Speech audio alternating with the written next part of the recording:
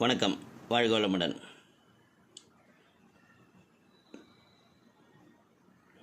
நலமே சூழ்க. சிதம்பரத்தில் உள்ள நடராஜர் கோயில் பற்றி நம்ம எல்லாருக்கும் தெரியும். நிறையா உலகத்தில் உள்ள மக்களுக்கே தெரியும், நார்த் இந்தியாவில் தெரியும். ஆனால் தமிழ்நாட்டில் இன்னொரு நடராஜர் கோயில் இருக்குது. பல பேருக்கு அது தெரியாது. பொதுவாக நடராஜரோட உருவமே பிரபஞ்ச தத்துவத்தை விளக்குவதாகும். பல இடங்களில் உள்ள நடராஜர் சிலை ஐம்பொன்னால் மற்றும் கல்லால் செய்யப்பட்டிருக்கும். ஆனால் இப்போ நான் சொல்கிற இந்த கோயிலில் நடராஜர் சிலை செயற்கையாக செய்யப்பட்டதல்ல. பல கோடி சூரிய சக்திகள் கொண்ட அபூர்வ நடராஜர் சிலை கொண்டிருக்கும் கோயில் திருச்சி மாவட்டத்தில் உள்ளது. அந்த நடராஜர் சிலை ஆசிய கண்டத்திலே, இந்தியாவிலே, தமிழ்நாட்டில்தான் உள்ளது. இந்த சிலை ஒளி கொண்டு செதுக்கப்பட்டதல்ல. சித்தர்களின் நவலிங்க பூஜையால் சித்தர்கள் வழிபாட்டிற்கு பின் தானாகவே உருவாகிய அற்புதமான சிலையாகும். இந்த சிலை உருவான பாறை பஞ்சநாத பாறை என்று கூறுகிறார்கள். இது மிகவும் அபூர்வமான பாறையாகும். 10 லட்சம் பாறை பூமியில் உருவானால் அதில் ஒன்றுதான் பஞ்சநாத பாறையாக இருக்கும். இந்த கோயிலில் ஒரு முறை பிரதோஷ வழிபாடு செய்தால் 1 கோடி புண்ணியம் கிடைக்கும் என்று அகத்தியர் பெருமானார் கூறியிருக்கிறார். வளர்பிறையில் இங்குள்ள தட்சிணாமூர்த்தியை பஞ்சாட்சர மந்திரம் சொல்லி ஜபம் செய்யும் போது பல வகையான தோஷங்கள் நிவர்த்தியாகின்றன. இந்த கோயிலில் பல நோய்களை குணப்படுத்தக்கூடிய பிரம்ம தீர்த்தம் உள்ளது. இந்த அபூர்வ நடராஜருக்கு சாத்தப்படும் வெட்டிவேரை நீரில் ஊற வைத்து பருகி வந்தால் சிறுநீரக கோளாறுகள் அடியோடு குணமாகிறதுங்கிறது தான் இங்கே நம்ம ரொம்ப கூர்ந்து பார்க்கணும். ஏன்னா முயற்சி செஞ்சு பார்க்கலாமே. இங்குள்ள கொடிமரம் அருகில் 27 நட்சத்திரம், 15 திதிகள், 12 ராசிகள், 9 கிரகங்கள் வடிவமைக்கப்பட்டுள்ளது. அதாவது அந்த கொடிமரம் இருக்கிற இடத்துல மேல் விதானத்தில். அதன் கீழ் நின்று நாம் வழிபடும் போது ஜாதகமே மீண்டும் ஒரு முறை புதிய ஜாதகமாக சிருஷ்டிக்கப்படுகிறது என்கிறது இந்த காலங்காலமாக இருக்கிற இங்கே ஒரு நம்பிக்கை. இந்த கோயில் திருச்சி மாவட்டம், திருச்சி சென்னையில் ஹைவேல இருக்கிற பாடலூரில் இருந்து 5 கிலோமீட்டர் தூரத்தில் உள்ள ஊட்டத்தூரில் உள்ளது. அருள்மிகு ரத்னேஸ்வரர் இந்த திருத்தலத்தில் வீற்றிருக்கும் மூலவர் சுயம்பலிங்கமாக பக்தர்களுக்கு காட்சி தருகிறார். இந்த மூலவருக்கு சுத்த ரத்னேஸ்வரர், துய்ய மாமணீஸ்வரர், மாசிலாமணி என்று 3 பெயர்கள். ஒவ்வொரு ஆண்டும் மாசி மாதம் 12, 13, 14 இந்த 3 தேதிகளில் சூரிய ஒளியானது கர்ப்ப கிரகத்தில் இருக்கும் மூலவரின் மேல் படுகிறது. இதேபோல் வைகாசி மாதம் விசாக திருவிழாவின் போது சூரியன் கதிர்கள் 3 நிமிடங்கள் மூலவரின் மீது படுவது மற்றொரு சிறப்பு. இந்த கோயிலில் வீட்டிற்கும் பஞ்சநாத நடராஜர் சிலை மிகவும் சிறப்பு வாய்ந்ததாக கருதப்படுகிறது. பார்ப்பதற்கு கருங்கல்லை போன்ற தோற்றம் இருந்தாலும் சில தருணங்களில் இந்த கல்லானது கருநீளமாகவும் கரும்பச்சை வண்ணத்திலும் காட்சி தரும். பல கோடி சூரியனின் சக்தியை உள்ளடக்கிய கல்லாக இது சித்தர்களால் கூறப்பட்டுள்ளது. இந்த பஞ்சநாத பாறையின் மற்றொரு சிறப்பை கேட்டால் நம்ப முடியாமல் இருக்கும் நமக்கு. இந்த பாறையில் இறைவனின் திருவுருவத்தை எவராலும் ஒளியால் செதுக்க முடியாது என்றும், இறைவனின் திருவுருவம் தானாகவே உருவாகும் என்றும் வரலாற்றில் சொல்லப்பட்டிருக்கிறது.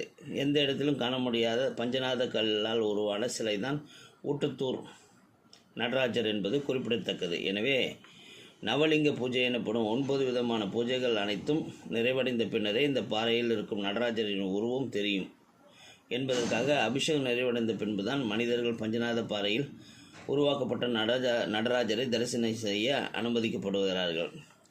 இவ்வளவு சிறப்புமிக்க இந்த திருத்தலத்தை ஒரு முறையாவது தரிசனம் செய்ய வேண்டும் என்று சொல்கிறாங்க. பஞ்சநாத கல்லால் உருவாக்கப்பட்ட நடராஜ பெருமான் உரிய பூஜைகள் வழிபாட்டால் சிறுநீரக கோளாறுகள் நீங்கும் என்பதும் இங்கு வரும் பக்தர்களின் நம்பிக்கையாக இருந்து வருகிறது. சிறுநீரக கோளாறால் பாதிக்கப்பட்டுள்ள நபர்கள் இந்த திருத்தலத்திலிருந்து இங்கே கிடைக்கும் வெட்டிவேரை வாங்கி 48 துண்டுகளாக உடைத்து மாலையாக கட்டி நடராஜ பெருமானுக்கு அணிவிக்க வேண்டும். அடுத்ததாக அவருக்கு உண்டான அர்ச்சனைகளை முறையாக செய்து வழிபட்ட பின்பு நாம் அணிவித்த அந்த வெட்டிவேறு மாலையை பிரசாதமாக பெற்றுக்கொள்ள வேண்டும். கோயிலில் இருக்கும் பிரம்ம தீர்த்த நீரை ஒரு கேனில் சேகரித்து வாங்கி கொள்ளலாம். அந்த தீர்த்தம் எத்தனை நாட்கள் ஆனாலும் கெட்டுப்போகாது என்பது குறிப்பிடத்தக்கது. வீட்டுக்கு சென்றதும் தினமும் நடராஜர் சிலையிலிருந்து பெறப்பட்ட வெட்டிவேர் மாலையிலிருந்து ஒரு துண்டை எடுத்து அந்த தீர்த்தத்தில் போட்டு முதல் நாள் இரவே ஊற வைத்து விட வேண்டும். மறுநாள் காலையில் அந்த தீர்த்தத்தை எடுத்து குடித்து விடலாம். இப்படி தொடர்ந்து 48 நாட்கள் குடித்து வர சிறுநீர் கோளாறு நீங்கும் என்பது இந்த தலத்தில் பக்தர்கள் நம்பிக்கையாக கூறப்படுகிறது. பெண்கள் கட்டாயம் மாதவிலக்கு நாட்களில் இந்த நீரை பயன்படுத்தக்கூடாது. 48 நாட்கள் முடிந்ததும் மீதமுள்ள வெட்டி வேரை ஓடும் ஆற்றில் விட்டுவிடலாம். பல பேர் இந்த பரிகாரத்தை செய்து சிறுநீரக கோளாறு முழுமையாக நீங்கிய பின்பு திரும்பவும் வந்து ஆலயத்திற்கு சிவபெருமானை வழிபட்டு அபிஷேக அர்ச்சனைகள் ஆராதனைகள் செய்து நன்றி தெரிவித்துவிட்டு செல்கிறார்கள். ஊட்டத்தூரில் மேற்கு திசையில் அமைந்திருக்கும் சோழேஸ்வரம் கோயிலுக்கு ராஜராஜ சோழன் அடிக்கடி வருகை தருவார். ஒரு சமயம் மன்னரின் வருகைக்காக பாதையை சரி செய்யும் சமயத்தில் மண்வெட்டியால் புல்லை வெட்டும்போது ஒரு இடத்திலிருந்து ரத்தம் பீரிட்டது. பயந்து போன தொழிலாளிகள் அந்த செய்தியை மன்னனிடம் தெரிவித்தனர். அந்த இடத்தில் இருந்த சிவலிங்கம் ஒன்று கண்டுபிடிக்கப்பட்டது. செய்த பாவத்திற்காக மன்னிப்பும் கேட்டு லிங்கத்திற்கு ஊட்டத்தூரில் ரத்னேஸ்வரர் திருக்கோயிலை கட்டினார் ராஜராஜ சோழன். இன்றும் இத்திருத்தலத்தில் லிங்கத்தின் நெற்றியில் வடு தென்படுவதை காணலாம். நம் உடலில் இருக்கும் எப்படிப்பட்ட நோயாக இருந்தாலும் அதை தீர்க்கும் சக்தி இந்த தலத்தில் வீட்டிற்கும் பஞ்சநாத நடராஜருக்கு உண்டு. திருமண தடை உள்ளவர்கள் இந்த தலத்தில் பிரார்த்தனை செய்து கொள்ளலாம். இழந்த பதிவை மீட்பதற்கும் சிவபெருமானை வழிபட்டு செல்லலாம். இது சென்னையிலிருந்து திருச்சி ரோட்டில் திருச்சிக்கு முன்னதாக பாடலூர் என்ற இடத்திலிருந்து சுமார் 4 கிலோமீட்டர் தூரத்தில் இந்த ஊட்டத்தூருங்கிற ஊர் அமைந்திருக்கிறது.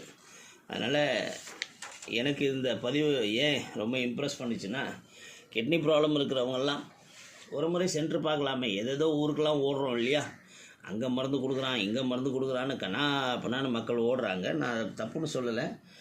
இந்த இடத்துக்கு ஒருத்தர் போய் பாருங்களேன். ஏன் முயற்சி செய்து பார்க்கக்கூடாது? நம்ம முன்னோர்களோட ஆன்மீக அறிவுங்கிறது மருந்து சார்ந்ததுங்கிறதுல எனக்கு அசைக்க முடியாத நம்பிக்கை உண்டு. அதனால் ஒரு முறை முயற்சித்து பாருங்கள் கிட்னி ப்ராப்ளம் உள்ள மக்கள். வாழ்க வளமுடன், நலமே சூழ்க.